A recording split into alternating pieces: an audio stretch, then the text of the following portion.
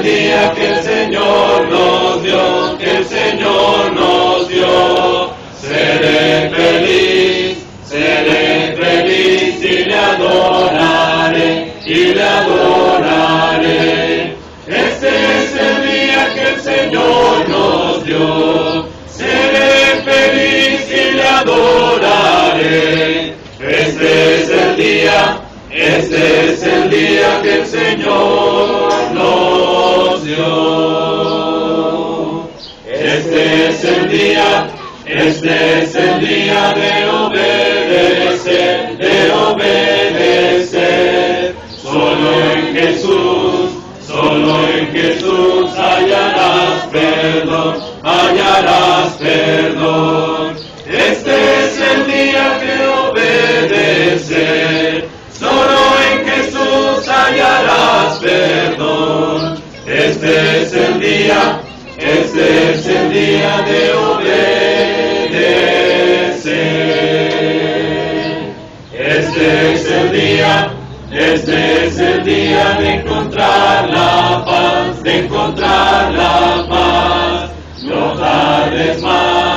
No tardes más, ven al Salvador. Este es el día de encontrar la paz. No tardes más, ven al Salvador. Este es el día de encontrar la paz.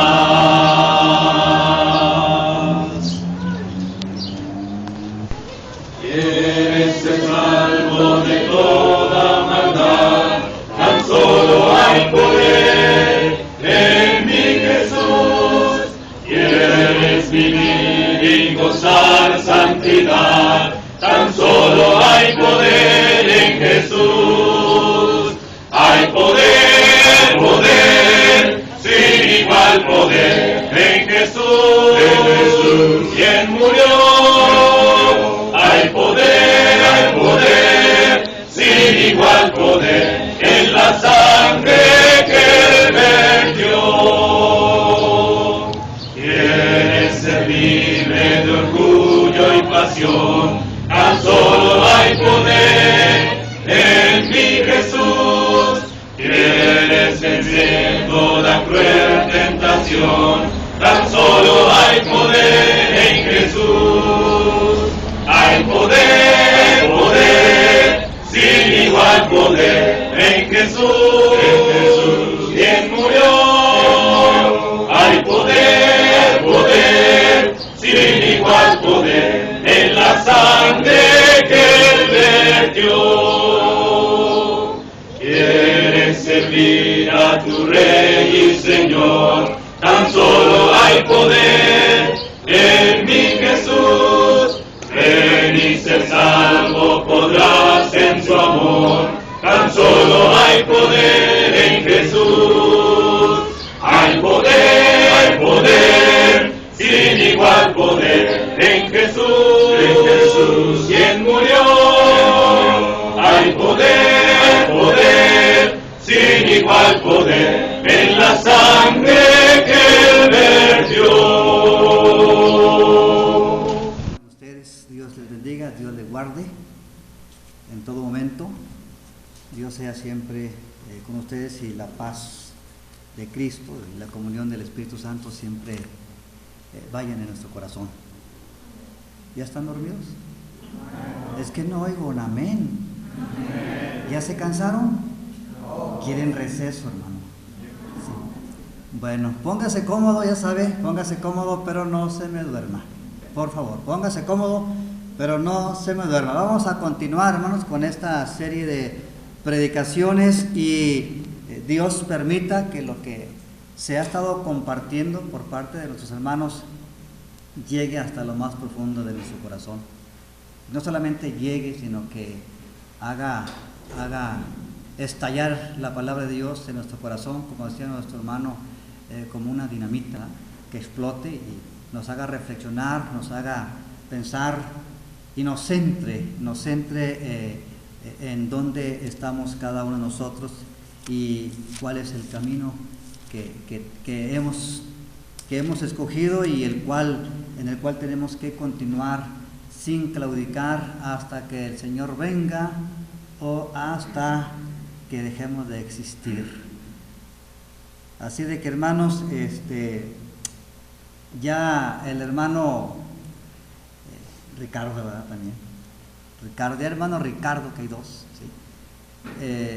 Ya el hermano Ricardo me ahorró la introducción, es decir, ya dijo él de qué vamos a hablar, y seguramente la mayoría ya sabe de lo que vamos a hablar, porque por ahí se repartieron algunos volantes, y en el volante que se dio la invitación viene descrito el programa, el horario y los temas, ¿sí?, que se están tratando, y seguramente usted ya sabe el tema y ya el hermano nos lo recordó otra vez, ¿verdad, hermanos?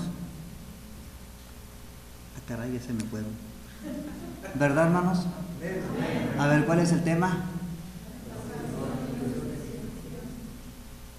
No sé qué dijeron, pero les creo. Pasión y crucifixión. Sabemos nosotros, quizá o queremos o tratamos de saber en cuanto a esto. La cita que se nos entregó para este tema es Lucas 24, versículo 18 al 20. Lucas 24, versículo 18 al 20. Y hermanos, dice, respondiendo uno de ellos que se llamaba Cleofas, le dijo una pregunta: ¿eres tú el único forastero en Jerusalén que no ha sabido las cosas que en ella han acontecido en estos días? Entonces les dijo, ¿qué cosas? Ellos le dijeron, de Jesús Nazareno, que fue varón profeta, poderoso en obra y en palabra delante de Dios y de todo el pueblo, y cómo le entregaron los principales sacerdotes y nuestros gobernantes a sentencia de muerte y le crucificaron.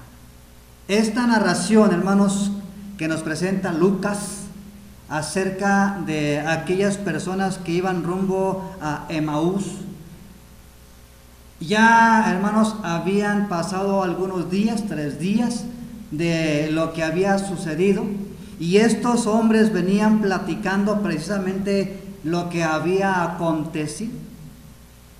Ellos vienen platicándonos mientras van camino a Emaús lo que había sucedido, y por ahí, hermanos, se les acerca nuestro Señor Jesucristo. Jesús mismo se acerca mientras ellos caminaban y les dijo el Señor, ¿qué tanto están platicando entre ustedes? Versión mía, no dice eso ahí, pero es versión mía. ¿Qué tanto platican entre ustedes? ¿Y por qué están tristes? Ya responden ellos, ¿qué pasó? ¿Eres tú el único forastero que no sabe lo que ha sucedido, que no sabe lo que ha acontecido? ¿Qué cosas? Y ya le explican. Mire cómo estas personas se expresan de Jesús, cómo se expresan de Él. Jesús Nazareno, varón profeta.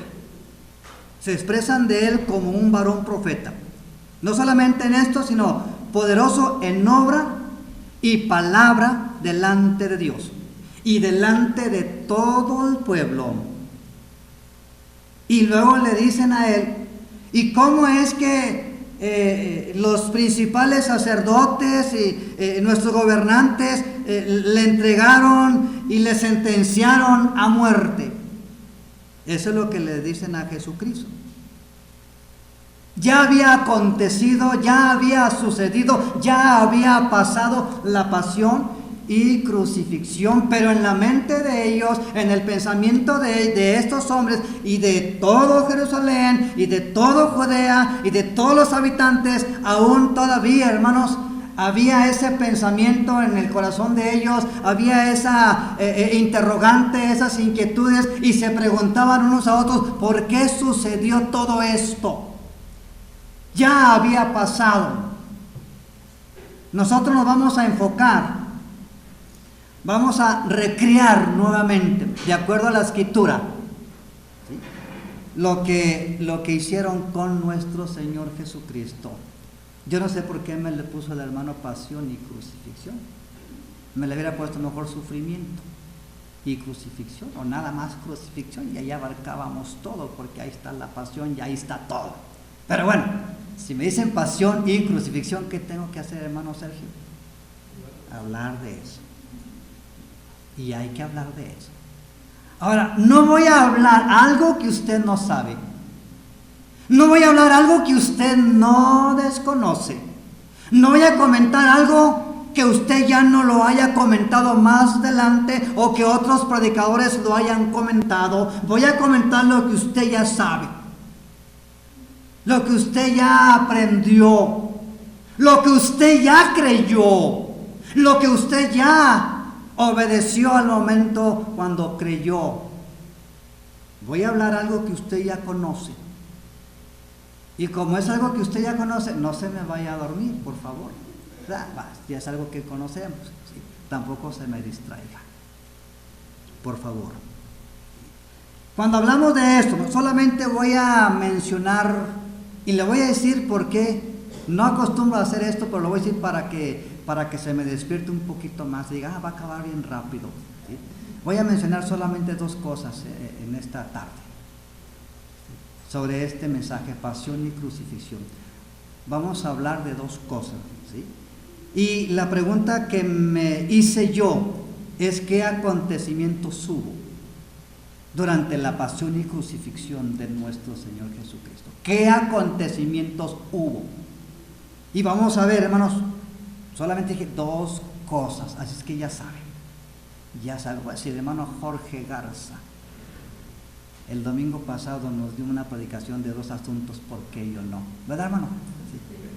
¿Por qué yo no? ¿Sí? Bueno, vamos a ver dos cosas, pero antes vamos a tratar de definir lo que es pasión según lo hemos aprendido o según lo hemos escuchado, porque la palabra pasión se abarca para muchas cosas y se enfoca de maneras distintas, pero cuando hablamos de Jesucristo, cuando hablamos de la pasión de Jesús, es algo muy distinto a la pasión que debe usted tener por las cosas de Dios, porque por las cosas de Dios se debe tener pasión, por las cosas de Dios debe de estar uno apasionado. Dígame si no. ¿Está apasionado ahorita? No, porque se me duerme. Las cosas de Dios tienen que apasionarnos, tienen que envolvernos, tienen que centrarnos, pero cuando hablamos de la pasión de Cristo, por pasión se entiende, hermanos, ¿sí? Por pasión de Cristo se entiende, fíjese, es la denominación convencional utilizada para englobar todos los episodios que nos narran los evangelios, los sucesos protagonizados por nuestro Señor Jesucristo entre la última cena y su crucifixión. La pasión, hermanos, viene de una palabra, nuestra palabra castellana pasión viene de una palabra latina, pasión, onis, con doble S, pasión, onis. Hermanos, esta palabra latina, siendo esta una derivación o un calco de la palabra griega patos, con H, ¿sí? Patos, que hace referencia a los sufrimientos de Cristo. Cuando hablamos de pasión de Cristo, nos vamos a enfocar a los sufrimientos de Cristo. Vamos a enfocarnos a los padecimientos, sufrimientos de nuestro Señor Jesucristo. Cuando hablamos de pasión.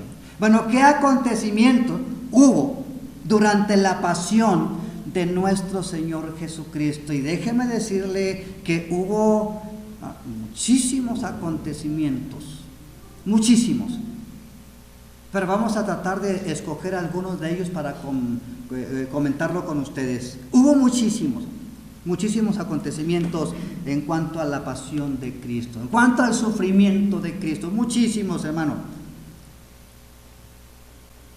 Y uno de ellos es lo que sucedió o lo que pasó en la última cena. Cuando hablamos de la última cena, usted ya sabe a qué nos referimos. Y déjeme comentarle algo, hermanos, sobre esto. Y quiero que esto que voy a leerle, que seguramente usted ya sabe, nos abra el entendimiento, nos haga hacer conciencia. Porque mire, dice Lucas, el médico, dice Lucas, allá en el capítulo 22.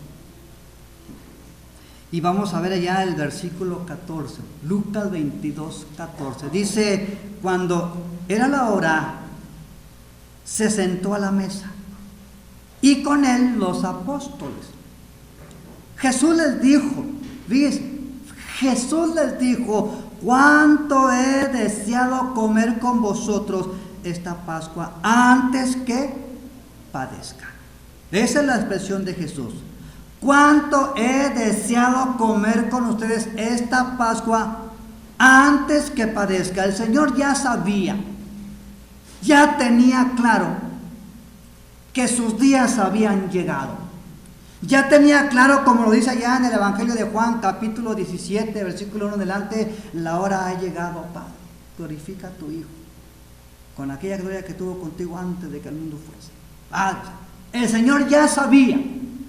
El Señor ya, hermanos, estaba totalmente convencido de que su hora había llegado. Y antes de ser enjuiciado, antes de ser entregado, el Señor junto a los apóstoles, en esa que llamamos nosotros también la última cena, los junta para platicar con ellos y dice, ¿cuánto he deseado comer con ustedes esta Pascua?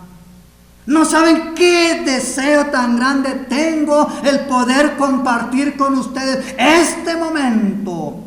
No saben cuánto he deseado que llegara este momento para estar con ustedes y poder compartir la última Pascua con ustedes, porque el Señor disfrutó de muchas Pascuas, pero esta era la última. Y Él decía, es un deseo para mí. Era algo, hermanos, que el Señor ya deseaba con un deseo intenso. Dice, antes de que yo padezca, porque les digo que no la comeré más hasta que se cumpla en el reino de Dios. Y habiendo tomado la copa, dio gracias. Ya conocemos nosotros lo que llamamos la institución de la cena. Pero quiero, hermanos, que nos centremos en el sentir de Jesús. Quiero que nos centremos en las palabras de Jesús. En el momento en que Jesús está con sus apóstoles, con sus discípulos, con aquella gente que Él reclutó. Él está platicando con ellos, dándole las últimas instrucciones, pero en su corazón había un deseo tremendo de estar con ellos, de compartir con ellos. Ese momento para nuestro Señor Jesucristo era un momento sumamente especial. Dice, porque desde este momento en adelante yo no voy a comer más esto hasta que el reino de Dios se cumpla, hasta que el reino de Dios venga. Y ese momento el Señor lo dice, cuánto he deseado con ustedes esto. Mire el sentir de Jesús.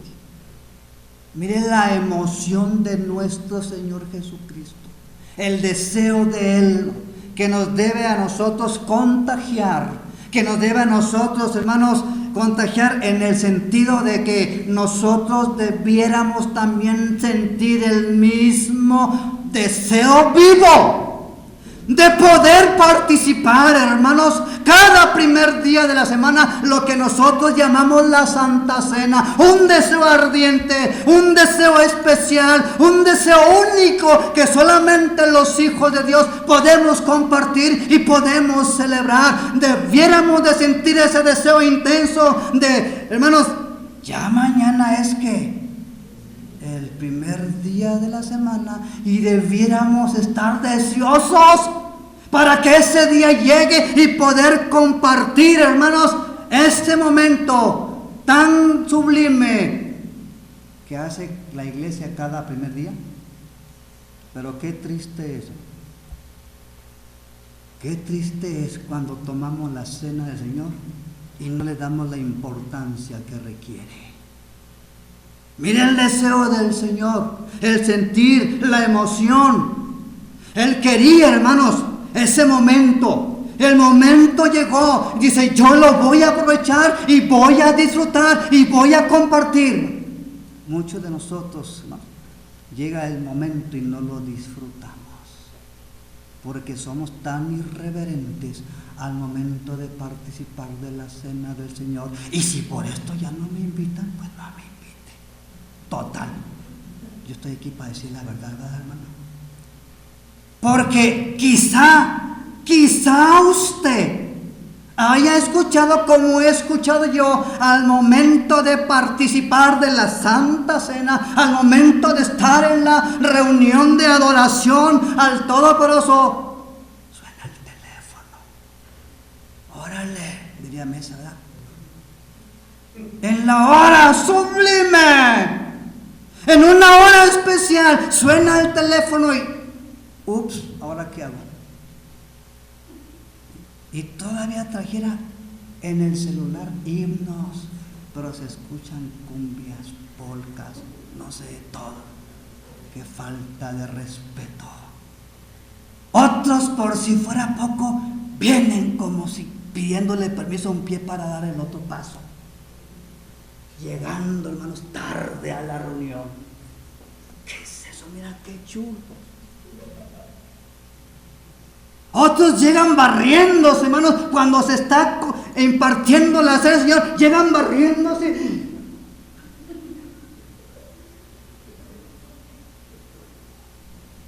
falta de respeto! Dígame si no. Mire lo que aconteció con Jesús. Y mire cómo estaban los discípulos. Centrados, hermano, escuchando al Señor, sus últimas palabras, ahí con ellos reunidos, diciéndoles, coman este pan, beban de este fruto, porque os digo que desde ahora no lo comeré y no lo voy a beber hasta que el reino de Dios venga. Y se refiere cuando nace la iglesia, no hasta que Cristo venga. Él deseaba. ¿Tiene usted este deseo de participar mañana?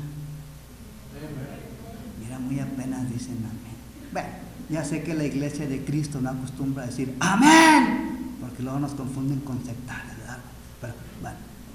Pero si en su corazón está el decir amén, diga amén, sí está. No lo diga nada más porque diga amén, ya, no. Dígalo cuando usted realmente tenga el deseo de qué, de decirlo. Estamos hablando, hermanos, acontecimientos durante la pasión, y este es uno, la cena del Señor, la última cena, ¿sí? La última cena. Otro acontecimiento que hubo durante la pasión es la oración, hermanos, en el Getsemaní. La oración en el Getsemaní. Usted sabe que Getsemaní significa ¿qué? ¿Cómo? ¿Morir? ¿Significa qué? Morir. Ven, hay peleas entre ustedes. No le voy a dar el significado para investiguenlo. Prensa, dicen que significa prensa. Bueno, Lucas capítulo 22, se nos dice, hermanos, que Jesús fue al Getsemaní. Saliendo se fue, versículo 39, saliendo se fue como solía al monte de los olivos, y sus discípulos también le siguieron. Cuando llegó a aquel lugar, les dijo, ustedes pónganse a orar para que no entren en tentación. Y Lucas, como un tiro de piedra, y puesto de rodillas oró. Puesto de rodillas oró. Miren la oración del Señor. Padre, si quieres, pasa de mí esta copa, pero no se haga mi voluntad, sino la tuya. Si quieres. Padre, fíjese. Y el Señor dice que se le apareció un ángel del cielo para fortalecerle, y estando en agonía, oraba intensamente, y era su sudor como grandes gotas de sangre que caían hasta la tierra. Otros comentaristas bíblicos, Mateo, Marcos, dicen que su alma estaba triste. Su alma estaba triste. Él se va al monte de los Olivos va al huerto Getsemaní y se pone a orar y le dice a sus apóstoles, oren también ustedes. Y se aparta de ellos y él empieza a orar a nuestro Dios, si quieres, Padre mío, si es tu voluntad, si es tu deseo, pasa de mí esta. Pero mire cómo lo describe Lucas. Dice, hermanos, que el Señor, estando en agonía, oraba más intensamente. ¡Qué momento tan sublime! El Señor, hermanos, como humano, orando, suplicando, pidiendo, rogándole al Padre. Y el Padre simplemente le contesta enviándole a él, hermanos, un ángel para fortalecerlo, para que nuestro Señor siguiera, hermanos, en su camino. Hermanos, en ningún momento el Señor se acobardó, porque por ahí alguien dice que este momento el Señor se estaba echando para atrás, que el Señor no quería morir, que el Señor se había acobardado y que el Señor le estaba diciendo al Padre, Padre, si no es necesario que yo muera, pues que no muera. Pero en ningún momento se acobardó el Señor, porque Él sabía lo que venía. Él sabía su propósito. Él sabía lo que tenía que pasar y las profecías tenían que cumplirse aproximadamente. Se dice que 333 profecías se cumplieron en Cristo. Se cumplieron. Y cuando Jesús estaba orando, en ningún momento, hermanos, Él se estaba echando para atrás. En ningún momento Él estaba acobardándose. En ningún momento Él, hermanos, no quería ir a la muerte. Dijo en una ocasión, yo pongo mi vida y yo mismo la tomo. Y antes, hermanos, le había dicho a sus apóstoles, fíjense que yo tengo que ir a Jerusalén, y cuando vaya a Jerusalén voy a ser prendido, voy a ser entregado y me van a enjuiciar y me van a crucificar. Y le dice uno de ellos, Señor, si estas cosas te van a pasar, pues no vayas, Señor. Esquívalas. Dijo el Señor, tienes razón, ¿verdad que sí? Tiene razón, si sé que me va a pasar, pues ¿para qué voy a ir? ¿Para qué voy a ir? Decíamos acá, a la boca de ¿quién? ¿Para qué? Pues mejor en vez de ir a Jerusalén, vamos a otro lugar. Pero Jesús le dijo a ese hombre, Jesús le dijo a ese hombre, era Pedro, ¿verdad? Apártate de mí, Satanás. El Señor sabía, hermano, lo que tenía que hacer para que la Escritura se cumpliera. Pero había algo, hermano. Había algo que a nuestro Señor le pesaba, por decirlo de alguna forma. Había algo que a nuestro Señor le dolía, por decirlo de alguna forma. No tenía miedo de ir a la muerte. No se había acobardado. Él, hermanos, fue a la muerte como todo un hombre de Dios. Él sabía lo que tenía que hacer y lo hizo, hermanos, con la frente muy en alto. Pero había algo, hermanos, que el Señor estaba seguro que iba a suceder y que Él no quería que pasara, pero tenía que pasar. Y por eso le dice al Padre, Señor, no hay otra manera, no hay otra forma. Dímelo, Señor, pero no se haga mi voluntad, sino la tuya, hermanos. Mire, dice la Escritura, pasaje que ya le había comentado, lo vuelvo a decir, pero más exactamente.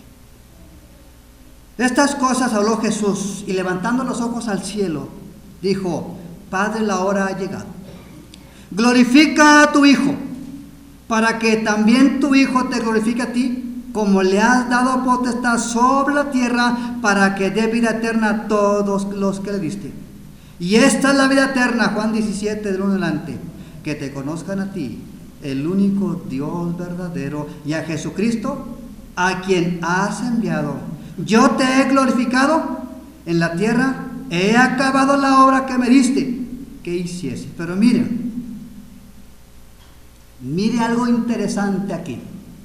Dice el Señor, dice Jesús, glorifica a tu Hijo, para que también tu Hijo te glorifique, como le has dado potestad sobre toda carne, para que dé vida eterna a todos los que le diste.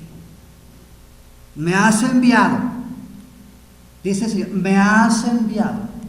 Bueno, el Señor está diciéndonos aquí, la íntima comunión que siempre Él ha tenido con el Padre desde la eternidad.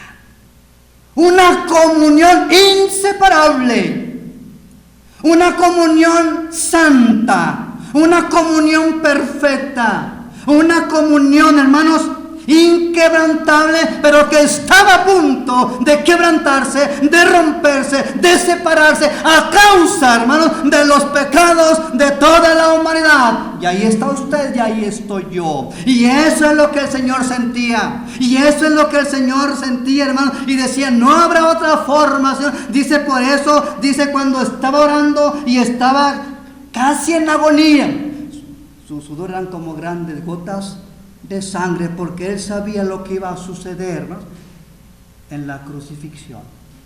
Él sabía lo que iba a pasar y pasó. Por eso dijo el Señor, Dios mío, ¿por qué me has abandonado? Porque en ese momento Jesús estaba cargando los pecados de toda la humanidad. Y Dios es santo, y Dios no puede estar en donde hay pecado. Y el Señor le dejó, no por mucho tiempo, pero el Señor le dejó. Hubo una rotura, hubo un quebramiento.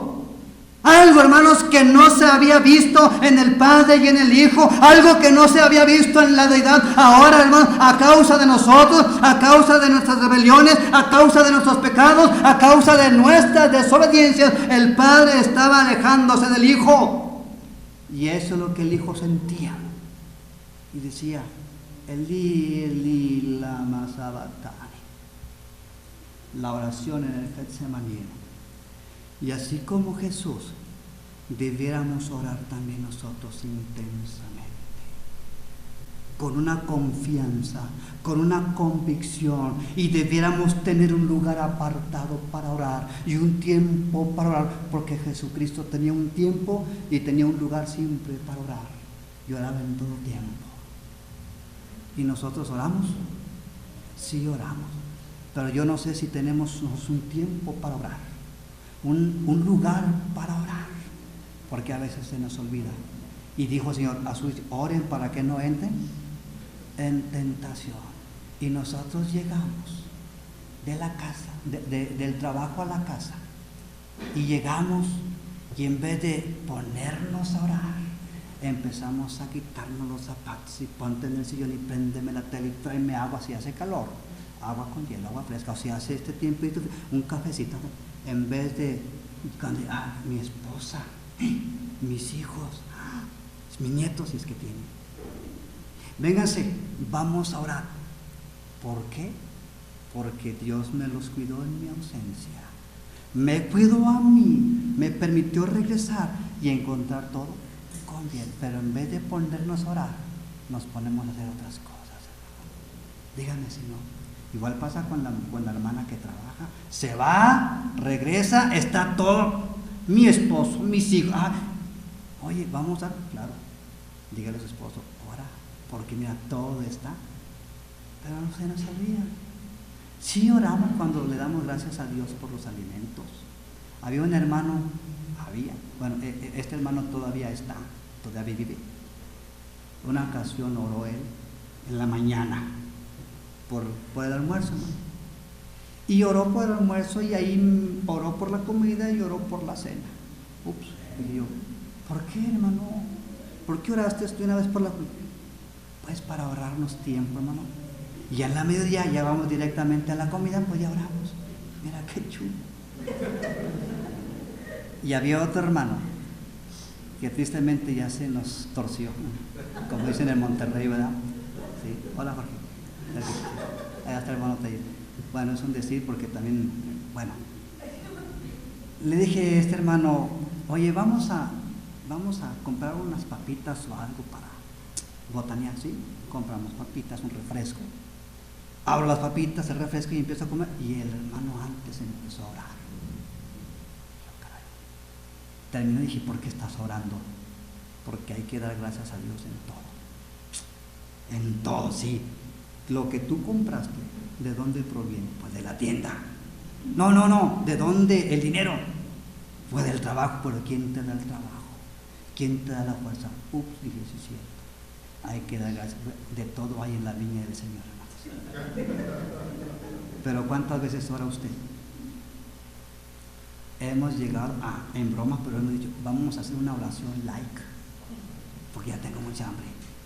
Sí, rápido, no te tardes. Sí, no, mire, Jesús oraba intensamente, hermano. Oraba con un tremendo fervor. Y mire lo que le pedía al Padre. Pero decía, no se haga mi voluntad, sino convencido. Otra de las cosas que sucedieron rumbo, hermanos, a la crucifixión, acontecimientos durante la pasión. Llevamos 2 acontecimientos. Le dije que eran 2 asuntos, pero cada asunto trae como 15 incisos. Otro acontecimiento más, te copié.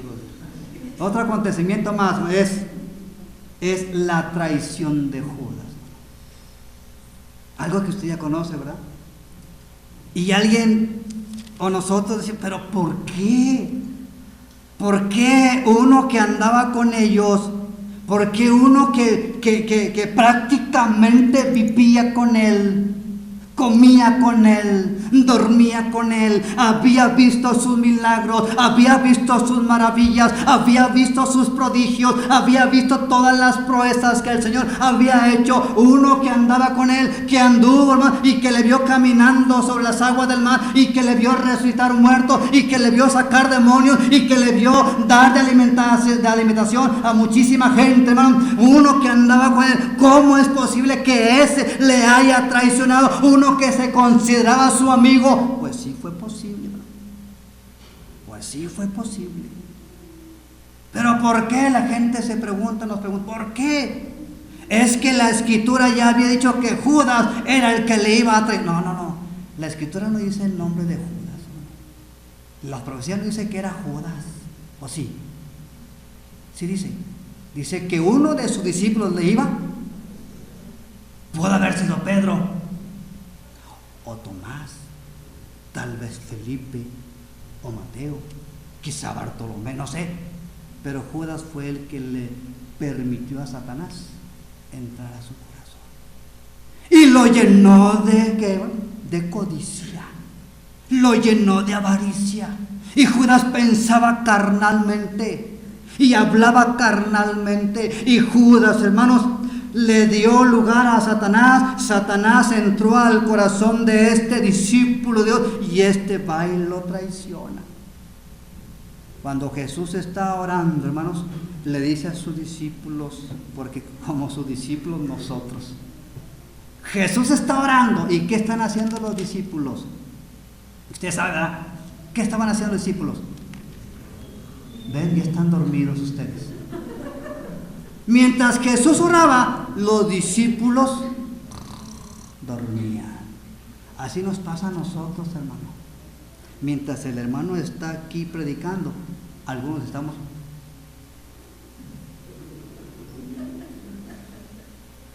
cabeceando. Dígame si no, a mí me ha pasado. ¿Sí? A usted también. Dice, despiértense. Levántense, que se acerca el que me entrega. Y se levantan bien valentones. Uno de ellos, ¿verdad? Bien valentón se levanta y viene Judas. Y todavía, por si fuera poco, el Señor le llama amigo. Amigo, ¿a qué vienes? Ya sabía el Señor a qué iba, porque dice Jesús, he aquí se acerca el que me entrega. Pero mire todavía la expresión, mire todavía la actitud del maestro. Amigo, ¿a qué vienes? Cuando alguien le traiciona a usted, hermano, ¿lo considera su amigo? Yo sé que no. Yo sé que no. Pone pinta su raya y adelante.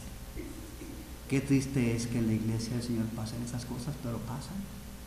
Porque así como Judas le dio entrada a Satanás, muchas veces también nosotros le damos entrada al mismo chamuco y traicionamos al Maestro. Díganme si no, lo traicionamos, lo negamos cuando permitimos que Satanás entre y le damos un beso al Señor, un beso de traición. ¿A qué vienes, amigo? Diría el Señor, ¿a qué venimos? A veces nada más venimos a ver qué sacamos, a veces nada más venimos a ver qué vemos, a veces nada más venimos a ver qué escucho. A eso a veces venimos. Y cuando esa es nuestra actitud, esa es nuestra condición, estamos negando, hermanos, al autor de la salvación. Judas le traicionó, Judas le entregó. ¿Cuántas veces hemos traicionado al Maestro? ¿Cuántas veces hemos negado a Jesús? ¿Cuántas veces lo hemos hecho? Mire la iglesia de allá, hermanos, de una de las iglesias del Apocalipsis del Asia. Una iglesia, la iglesia de la Odisea. El mensaje es para la iglesia de Cristo que estaba en la Odisea. El mensaje es para los convertidos. El mensaje es para los redimidos. El mensaje es para aquellos que habían obedecido. Y el Señor le dice: yo estoy a la puerta y llamo. ¿A quién le está llamando el Señor? Si oyeres hoy mi voz y abrieras tú la puerta, yo entraré contigo y cenaré contigo y tú cenarás conmigo. Pero para que esto suceda, abre la puerta para que yo pueda entrar. El Señor muy respetuoso tocando la puerta, esperando a que uno le abra para que él entre, mientras que el enemigo entra sin pedir permiso. Y cuando menos piensa, hasta se está burlando del Señor. Mira, a ti te tienen toque y toque, mira, yo ya estoy adentro. ¿A quién le dijo esto el Señor? A la iglesia. De hecho, Apocalipsis 3:20 es un pasaje que muchas veces aplicamos al inconverso. El Señor está tocando tu puerta, el Señor te está hablando, ábrele tu puerta, corazón, ¿no? Para que entren. O sea, es para aquellos que ya lo echamos fuera. El mensaje es a la iglesia de Cristo, y la iglesia de Cristo en la Odisea había sacado a Jesús de su corazón después de haberlo tenido, después de haberlo recibido. Ahora lo habían echado fuera y el Señor estaba ahí con paciencia tocando la puerta para poder entrar y cenar con él y él con él.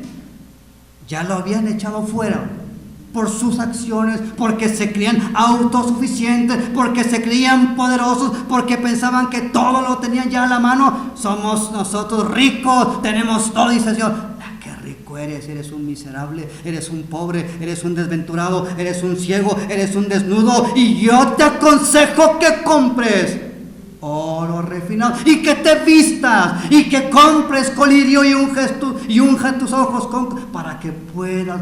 Habemos muchos que estamos ciegos. Hemos sacado a Jesús de nuestro corazón y hemos dado lugar al diablo, como lo hizo Judas. Eso fue un acontecimiento durante la pasión. Otro acontecimiento más fue el juicio que le hicieron al Señor después de que es entregado. Tuvo dos juicios. El juicio que le hicieron al Señor es un juicio eclesiástico, porque lo prendieron y lo llevaron ante el sumo sacerdote y lo están enjuiciando, lo están interrogando, le están diciendo de tantas cosas: dinos, habla. Pero él callaba. Y buscaron por ahí hombres malos, perversos, para que dieran falso testimonio a Dios, hermano. Dieran, me quedan 10 minutos. Si tú eres el Cristo, el Hijo de Dios, tú lo has dicho.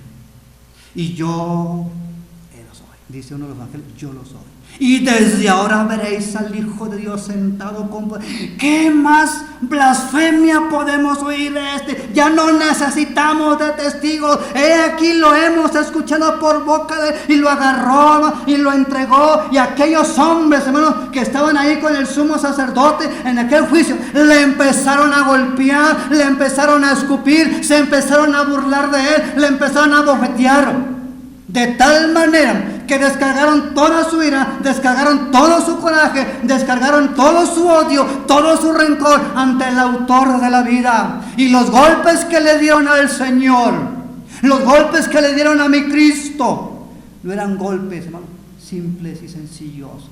Dice que le daban de puñetazos.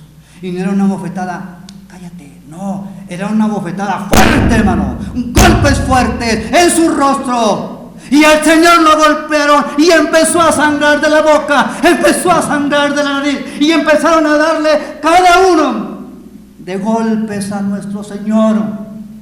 Que para cuando va a presentarse ante Pilato, el Señor ya iba con el rostro completamente desfigurado. Esa gente, hermano, esa gente se ensañó con Jesús. Esa gente, hermanos, golpeó de una manera salvaje a Jesús. Y Jesús soportó ese dolor, soportó esa vergüenza, soportó ese vituperio por usted y por mí. Durante la pasión, por eso son sufrimientos. El celo, el odio, la envidia, el rencor hicieron de estas gentes, los cegaron y miren lo que le hicieron al Señor. Antes de ir a la crucifixión, y no contento con esto, lo entregan ante Pilato. Y Pilato lo manda a alguien más y se lo regresa. Y ahí traen a Jesús como si fuera un juguete, primero aquí y luego allá y regresan otra vez para acá, ahora llévatelo para allá, no, llévatelo para allá al otro lado, ahora tráetelo para acá, hermano. Todo eso le hicieron al Señor. Y por si fuera poco, mientras lo están enjuiciando, el sumo sacerdote y todos los que estaban ahí, escribas y fariseos, y toda esa gente, hermano, por si fuera poco, otro de sus discípulos le niega. Usted sabe que dice la Escritura que uno de ellos le siguió de lejos. Y el Señor le dice a Pedro, ¿sabes qué, Pedro? Satanás me ha pedido permiso para zarandearte, pero yo he rogado por ti. Pedro, y cuando esto suceda, cuando tú regreses, confirma a tus hermanos. Señor, si es necesario por ti, voy a dar mi vida. Si es necesario ir a la cárcel por ti, yo voy a la cárcel. Aunque todos estos te abandonen, yo no lo voy a hacer. Antes que el gallo cante, tú me vas a negar. ¡Oh, Señor! Sí, Señor, me vas a negar. Y cuando está Jesús siendo enjuiciado, Pedro desde acá lo está viendo y llega un hombre y dice, ¿tú eres uno de ellos? No, yo no soy uno de ellos. Viene otra persona, tú eres uno de ellos. No, yo ni le conozco. Y por tercera ocasión viene alguien más y dice, sí, ciertamente tú eres uno de ellos, porque tu misma forma de hablar te descubre. Y dice uno de los evangelios que Pedro empezó a maldecir y decir cosas malas. Maldecir. Yo no conozco al Señor, no sé quién es. Dice que empezó a blasfemar contra el autor de la vida. Y el gallo cantó y Pedro se recordó las palabras, salió y lloró amargamente. Y cuando él estaba llorando, Jesús nada más vuelto los ojos, dice Lucas, le miró fijamente. ¿Qué sentiría Pedro ante la mirada del Señor? Te dije, Pedro. Lloró. La negación de alguien más que en ese momento se acobardó, hermanos, y luego está ante Pilato. ¿Y qué hacen, hermanos? ¿Qué hacen? Simple y sencillamente lo coronan de espinas, por si fuera poco, ¿sí? Por si fuera poco. Esos acontecimientos fueron durante la pasión del Señor. Eso fue lo que le hicieron al Señor. Se burlaron de él, se mofaron de él. Dice Pilato, no encuentro ninguna culpabilidad en este hombre, lo voy a dejar salir, lo voy a dejar libre. Si tú lo dejas en libertad, entonces no eres amigo del César. Es que no encuentro ningún mal en este hombre. Todo lo que le he platicado con él, lo he entregado, todo es inocente. Lo voy a soltar, pero antes lo voy a azotar. Y mandó a azotarle, entre tejen espinas, le ponen la corona en su cabeza y la sangre empieza a correr por toda su cabeza. Y le dan de azotes. ¿Qué siente usted cuando le dan un cintarazo? ¿Le han dado una vez algún cintarazo? ¿Qué siente usted? ¿Cosquillas? ¿Sí? ¿Y se lo han dado con coraje? Además está llorando. Sí, a mí me dieron muchos cintarazos. Con razón y sin razón, pero me dieron muchos cintarazos. Y aquí está mi mamá. Que a la mejor ya no se acuerda, pero digo, sí me acuerdo. Cada vez que me pegaba, cintarazos. Bueno, pues no se compara a los latigazos que le dio el Señor. Porque dice que en su espalda hicieron como grandes surcos. Le desgarraron su espalda, hermano. Le destrozaron su rostro. Le clavaron la corona de espinas y le daban de golpes, hermanos, para que encajara durante la pasión. ¿Y todo por qué? Por usted y por mí. Mire todo lo que tuvo que soportar el Señor. Y déjeme decirle, eso es durante la pasión, pero hermanos, los acontecimientos en la crucifixión, porque ahí no paró todo. Rumbo al Gólgota, rumbo a ese lugar, rumbo a la crucifixión. Hermanos, usted sabe que la palabra Gólgota viene del arameo, que significa lo mismo que dice lugar de la calavera. Ese lugar, hermanos, ese sitio era un sitio triste y fatídico que quedaba fuera de Jerusalén. Hermanos, era cualquier cosa menos un sitio de atracción para turistas. Y aún así, el Señor logró acarrear muchísima gente hasta ese lugar y le crucificaron.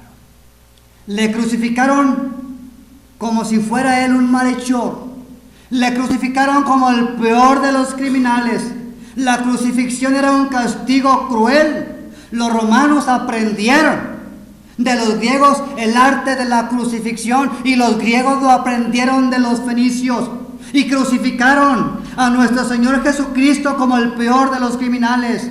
El criminal quedaba en la cruz largas horas, o es hasta 2-3 días, hasta, hermanos, hasta morir de hemorragia, de deshidratación, insolación o algún fallo cardíaco. En lo que corresponde a Jesús no fue así.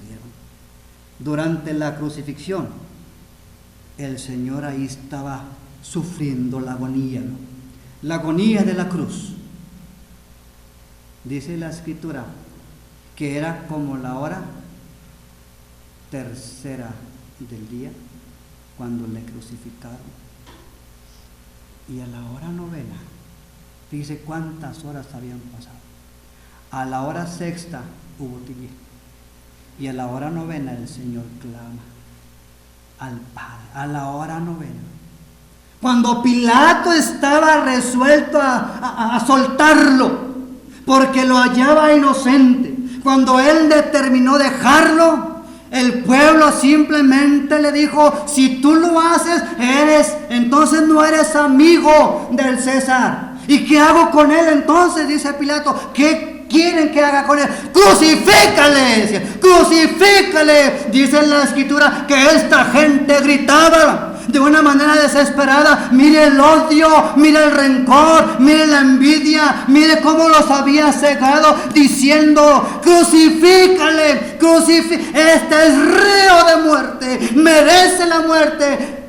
Y Pilato simplemente dice: allá ustedes, yo me lavo las manos. Hicieron de nuestro Señor, hicieron del autor de la vida lo que quisieron. Y en la crucifixión, hermanos, el Señor todavía dice: perdónalos, porque no saben lo que hacen. Miren nada más, a un hombre que le hicieron tanto daño, cómo estaba respondiendo. Que no podemos nosotros aprender esto de Jesús, hermano. Que no podemos tomar esos pasajes y decir: bueno, Señor, yo quiero ser como tú. ¿O no quiere usted ser como el Señor? Dijo el Señor: aprended de mí, que soy manso y humilde. Tenemos que aprender del Señor a amar a nuestros enemigos. Tenemos que aprender del Señor a amar a aquellos que nos vituperan. Tenemos que aprender, Señor, a amar a aquellos que nos hacen mal. El Señor mismo lo dijo: orad por aquellos que os persiguen y os ultrajan y dicen toda clase de mal contra vosotros, ¿no? Pero nos falta mucho por aprender del Señor. Y todavía, hermano, en la cruz, El Señor diciendo esas palabras maravillosas, perdónalos. Y nosotros, no te juntes con Él. No te juntes con Él porque no lo conoces. No sabes, no, mira nada más qué chulo. Y qué feo cuando viene de un predicador, de un ministro. No te juntes, porque estamos listos a oír aquellas cosas. ¿En serio? Sí, ¿qué es eso? Cansado el Señor ya está de ver todas esas cosas. Mire lo que hizo el Señor en la cruz y mire lo que hacemos nosotros. Porque mire, usted sabe que el Señor fue crucificado, ¿verdad? Pero mire todo el proceso para llegar a la cruz. Los romanos tuvieron que obligarlo a cargar su propia cruz e ir rumbo al Gólgota, y por la calle donde iba a pasar mi Señor era una de las calles principales, y el Señor tenía que pasar con esa cruz, una cruz tan pesada, cargándola en su hombro. Y hermanos, cuando el Señor iba caminando, mire usted todo, hermanos, lo que iba dejando en la calle, la sangre chorreando de todo su cuerpo. Y todavía, hermanos, se detiene el Señor y se acerca, hermanos, cuando se detiene el Señor y voltea y ve a unas mujeres llorando por Él, y les dice el Señor: no lloren por mí, lloren por ustedes. Todavía tenía fuerza el Señor de hablar, todavía tenía fuerza el Señor de aconsejar, todavía tenía fuerza el Señor de enseñar. En ningún momento desmayó, en ningún momento decayó, en ningún momento perdió el conocimiento. Estaba lúcido ante todo lo que le habían hecho, ante todas las adversidades. El Señor todavía diciendo: no lloréis por mí, lloren por ustedes, porque el Señor estaba viendo lo que iba a suceder en un futuro más adelante, obligándolo a caer. Y cae el Señor, obvio que cae, desvelado, golpeado, sangrado. El Señor ya no tenía fuerza, físicamente hablando, para seguir, hermano. Y obligan a un tal Simón de Cirene a cargarle la cruz y ayudarle rumbo al Gólgota. Dicen por ahí, hermanos, algunos historiadores, que una costumbre de los romanos, cuando crucificaban al Señor o a la persona, lo crucificaban, levantaban la cruz. Supongamos que esta es la cruz, aquí está el Señor, lo levantaban y hacían esto. Y entre varios soldados hacían esto en la cruz para saber si estaba bien clavado. Según algunos historiadores comentan esto, costumbre romana al momento de crucificarlo. Imagínense si eso hicieron con el Señor, después de ponerle los clavos en sus manos, en sus pies, voltear la cruz y moverla para ver si el Señor estaba bien clavado. Y todavía con esto, hermanos, burlándose cuando el Señor está ya padeciendo, está, hermanos, sufriendo, está en agonía, y los soldados ahí y la gente de ahí: a otro salvó, sálvese a sí mismo. Tú que derribas el templo y en 3 días lo edificas, sálvate a ti mismo. Burlándose de él, hermanos, para que el Señor hubiera dicho: ay, Señor, ya, acábalos a todos. Pero miren, la paciencia, la convicción, y todavía, hermanos, por ahí dice: Señor, tengo sed. Y le dan una esponja mojada con vinagre y hiel. Dicen que era una especie de medicamento para mitigar el dolor. Y cuando la ponen al Señor, el Señor la prueba y la rechaza. La rechazó, hermano. El Señor no quería mitigar su dolor. Él quería sentir el peso, Él quería sentir el dolor de toda la humanidad. Él quería cumplir tal cual las profecías, y por eso: yo voy a sufrir y voy a sufrir a cuesta de todo. Y ahí está, hermano, el Señor crucificado. Durante la crucifixión hubo varios sucesos. Hubo tinieblas. Estas tinieblas constituían una vista previa al infierno, según 1 Pedro 2:4. ¿Sí? Y también un recordatorio que aquel que estaba muriendo era el Hijo de Dios. El velo del templo se rasgó, se rompió de arriba abajo, según Mateo 27:51, y Marcos también lo narra, y Lucas. Dios se estaba retirando de su templo eternal. La ley de Moisés desaparecía y lo mismo, hermanos, el sacerdocio levítico. Ya no más sacrificio, ya no más holocausto, ya no más sacerdocio. Ya lo cumplió el Señor una vez y para siempre, hermano. Hubo terremotos, los sepulcros fueron abiertos y solamente resucitaron los santos. Obviamente volvieron a morir, pero resucitaron. ¿Qué pasaría si de repente usted va por el cementerio y de repente se levantan, se abren los sepulcros y se sale la gente de ahí? ¿Qué haría usted? ¿Se quedaría ahí a contemplar cómo reaccionaría la gente cuando la gente que había muerto era levantada? ¿Cómo reaccionarían? Así de que, hermanos, estos acontecimientos surgieron durante la pasión y la crucifixión del Señor, y todo lo soportó por amor a nosotros. Yo no sé si aquí entre nosotros haya una persona que todavía no está dentro del cuerpo de Cristo. Yo no lo sé. Pero si hay una persona que no ha obedecido el Evangelio, ¿qué espera? El Señor ya no va a venir a crucificarse otra vez. El Señor ya no va a venir a sufrir otra vez. Lo que el Señor tenía que hacer para otorgarnos la salvación, ya lo hizo. Ahora le corresponde a usted obedecer. Y si hoy usted está aquí y no es parte de Cristo, yo le aconsejo que no tiene mucho que aprender para venir a los pies de Cristo. Solamente tiene que reconocer su necesidad ante el Creador, que es usted un pecador y que sin Cristo su vida no vale nada, y que venga y le confiese delante de los hombres para que Él le confiese delante de nuestro Padre si usted quiere. El Señor quiso morir por usted. Ahora usted tiene que morir al mundo por Cristo si usted quiere. Y no tiene que crucificarse de esta manera, y no va a recibir golpes, y no va a recibir azotes, y no va a recibir nada de esto.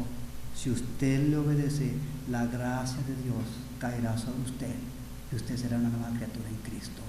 Hoy lo puede hacer, el día de mañana ni es suyo ni es mío, le pertenece al Creador. Y nosotros que ya le obedecimos, valoremos este sufrimiento, esta agonía, esta crucifixión del Señor, valorémosla. Porque el Señor, hermano, no murió. El Señor no sufrió por usted y por mí para que nosotros andemos, hermano, ignorándolo cada vez que querramos. El Señor no se crucificó, el Señor no sufrió, el Señor no padeció para que usted y yo, hermanos, hagamos lo que querramos como cristianos.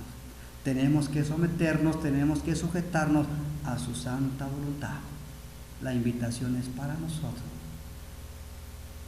a acatar la ley de Dios y decir: Señor, si tú hiciste esto por mí, yo voy a hacer algo más por ti. Decía nuestro hermano Miguel. ¿Escucharon su mensaje? ¿Sí lo escucharon? Una de las cosas que dijo nuestro hermano Miguel, que ahora nos toca a nosotros hacer. Como niños teníamos que estar, si te puse atención, hermano, como niños teníamos que estar, ¿qué? Pidiendo. Ahora nosotros ya nos convertimos en padres, ya maduramos, ahora nuestros hijos nos piden. El Señor nos dio, seré feliz y le adoraré, Este es el día que el Señor nos dio, seré feliz y le adoraré. Este es el día que el Señor nos dio. Este es el día de obedecer.